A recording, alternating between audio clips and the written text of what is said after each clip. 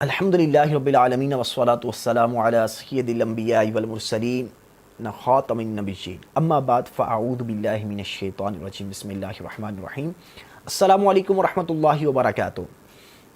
ہجرت کا پہلا سال ہمارا یہ ٹاپک چل رہا ہے، اور آج ہم بات کریں گے کہ مسجد نبوی کی تعمیر کے بعد میرے آقا علیہ الصلوۃ والسلام نے ازواج مطہرات کے مکانات بنائے کہ مسجد نبوی کے ساتھ ہی متصل بالکل ساتھ ہی میرے آقا علیہ الصلوۃ والسلام نے اپنے ازواج مطہرات کے حجرے یعنی گھر بنوائے۔ اس وقت کیونکہ حضرت بی بی سودا رضی اللہ تعالیٰ عنہ اور حضرت بی بی ام عائشہ صدیقہ رضی اللہ تعالیٰ عنہ یہ نکاح میں تھیں، اس لیے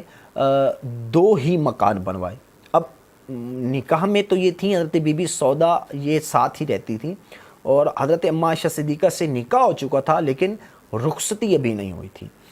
اور جب دوسری ازواج مطہرات بھی آئیں تو ان کے بھی ساتھ ساتھ ہی مکان بنتے گئے، اور یہ مکانات بھی بہت ہی سادگی کے ساتھ بنائے گئے۔ اتنی سادگی کمال، 10 ہاتھ لمبے اور 6 7 ہاتھ چوڑے، کچی اینٹوں کی دیواریں اور کھجور کے پتوں کی چھت، اور وہ بھی اتنی نیچی چھت تھی کہ آدمی کھڑا ہو تو جو سر ہے وہ چھت کو لگ جاتا تھا، اور دروازے کے اندر کواڑ بھی نہیں تھا، بلکہ کمبل یا ٹاٹ کے پردے یہ لٹکائے ہوئے تھے۔ اللہ اکبر۔ تو یہ تھے شہنشاہ دو عالم نبی پاک علیہ الصلوۃ والسلام کا وہ کاشانۂ نبوت، وہ گھر جس کی دست بوسی کے لیے، جس کو چومنے کے لیے اور وہاں کی دربانی کے لیے جبریل امین بھی فخر کرتے تھے۔ اللہ اللہ، یعنی وہ شہنشاہ کونین نبی پاک علیہ الصلوۃ والسلام جن کو خالق کائنات نے اپنا مہمان بنا کر معراج کی رات اپنے عرش پر بٹھایا، جن کے سر پر اپنے محبوب ہونے کا تاج پہنا کر زمین کے خزانوں کی کنجیاں جن کے ہاتھوں میں اللہ نے دیں، اور جن کو پوری کائنات میں ہر قسم کے اختیار دیے، جو چاہیں کریں، جن کی زبان کا ہر فرمان کن کی کنجی ہے، جن کی نگاہ کرم کے ایک اشارے نے ان لوگوں کو جن لوگوں کے ہاتھوں میں اونٹنی کی مہاریں ہوتی تھیں، ان نے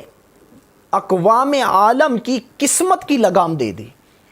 وہ آقا، اللہ اکبر، وہ تاجدار رسالت جو سلطان دارین ہیں، شہنشاہ کونین ہیں، اور آپ کے گھر کا عالم دیکھیں، سبحان اللہ۔ تو آج تک زمین و سورج تو ہمیشہ سے ہیں، سورج اور چاند تو ہمیشہ سے ہیں نا، زمین اور چاند نے بھی پوری زمین کے چکر لگائے، مگر ایسا منظر اور ایسی سادگی کہیں بھی نہیں دیکھی ہوگی جو میرے آقا علیہ الصلوۃ والسلام کے گھر کی سادگی تھی۔ مہاجرین جو مکے سے ہجرت کر کے جو صحابہ آئے تھے، جو اپنا سب کچھ گھر بار اور اپنے جو جائیدادیں، گھر سب کچھ چھوڑ کر جو مکے میں چھوڑ کر مدینے آ چکے تھے، ان لوگوں کے رہنے کے لیے بھی نبی پاک علیہ الصلوۃ والسلام نے مسجد نبوی کے آس پاس ہی انتظامات فرمایا، اور انصار جو کہ مدینے کے رہنے والے صحابی تھے، انصار آپ ان کو کہا بھی اس لیے جاتا ہے کہ انہوں نے مدد کی، بڑی قربانیاں دیں اور بڑی کھلے دل کے ساتھ اپنے ان مہاجر بھائیوں کے لیے اپنے مکانات تک دیے، اپنی زمینیں دیں، مکانوں کی تعمیر کے اندر ہر قسم کی امدادیں بھی پہنچائیں، اور جس سے مہاجرین کے آباد کاری میں بڑی سہولت ہوئی۔ تو سب سے پہلے جس انصاری نے، جس مدینے کے رہنے والے صحابی نے اپنا مکان نبی پاک علیہ الصلوۃ والسلام کو بطور گفٹ پیش کیا، اس خوش نصیب کا نام حضرت حارثہ بن نعمان رضی اللہ تعالیٰ عنہ ہے، جہاں ازواج مطہرات کے مکانات حضرت حارثہ بن نعمان ہی کی زمین میں بنائے گئے تھے، یہ جو آپ کے بنائے گئے مکانات۔ اور اس کے بعد یہ اس وقت ایک ہی رخصتی ہوئی تھی، ام عائشہ صدیقہ سے نکاح تو ہو چکا تھا لیکن رخصتی نہیں ہوئی تھی، تو حضرت بی بی عائشہ صدیقہ رضی اللہ تعالیٰ عنہ کا نبی پاک علیہ الصلوۃ والسلام سے نکاح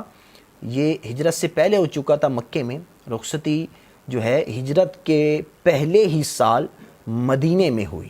یہ سب معاملات ہو گئے. اب نبی پاک علیہ الصلوۃ والسلام کے ساتھ نکاح تو ہو چکا تھا، تو اب اماں عائشہ صدیقہ کی رخصتی اسی پہلے سال ہوئی، اور نبی پاک علیہ الصلوۃ والسلام نے رخصتی کے بعد ایک پیالے دودھ سے لوگوں کی دعوت ولیمہ فرمائی. سبحان اللہ. تو یہ اتنی سادگی کے ساتھ یہ رخصتی ہوئی، اور یوں اس انداز سے یہ ولیمے کا سلسلہ ہوا. انشاءاللہ نیکسٹ پارٹ میں انشاءاللہ بتائیں گے کہ اس کے بعد پھر کیا کیا معاملات ہوئے. چند انشاءاللہ ان چیزوں کو بھی عرض کروں گا. تو تب تک کے لیے اجازت دیجیے. السلام علیکم ورحمۃ اللہ وبرکاتہ.